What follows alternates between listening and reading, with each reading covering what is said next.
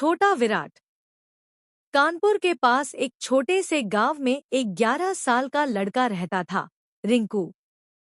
उसकी सिर्फ एक ही ख्वाहिश थी, अपने हीरो विराट कोहली की तरह क्रिकेटर बनना।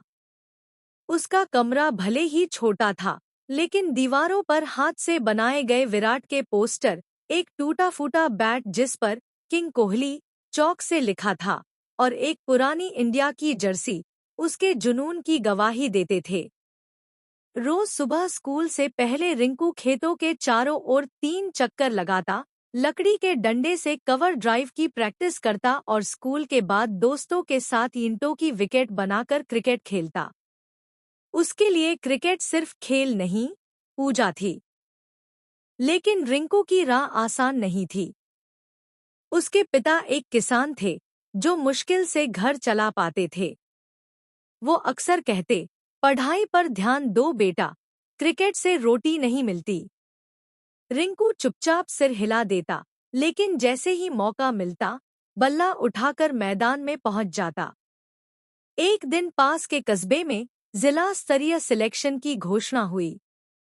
रिंकू ने पिताजी से 150 रुपए किराए के लिए मांगे, लेकिन जवाब मिला, नहीं है बेटा।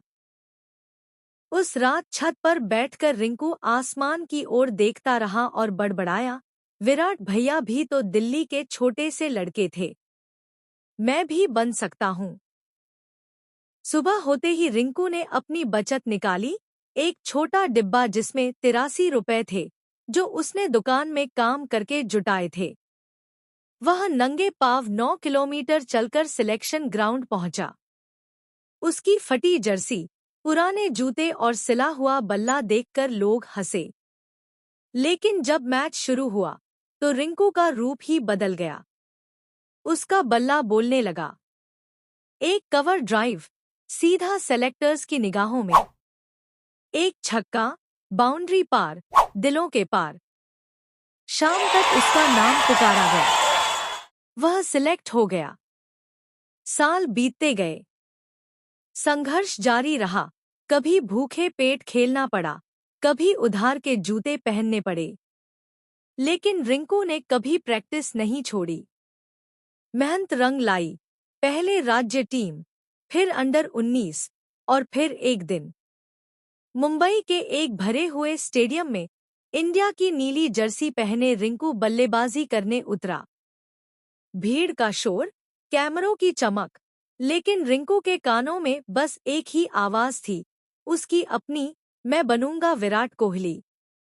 उस दिन उसने सिर्फ रन नहीं बनाए, उसने हर उस बच्चे का सपना पूरा किया जो खाली जेबों और भरे दिलों के साथ जीते हैं। और स्कोरबोर्ड पर लिखा था, रिंकू 110 रन, नॉट आउट। सीख, सपनों को दौलत नहीं, हौसला चाहिए, जुनून चाहिए, और वो जिद, जो कहे, मैं हार नहीं मानूंगा, ठीक रिंकू की तरह।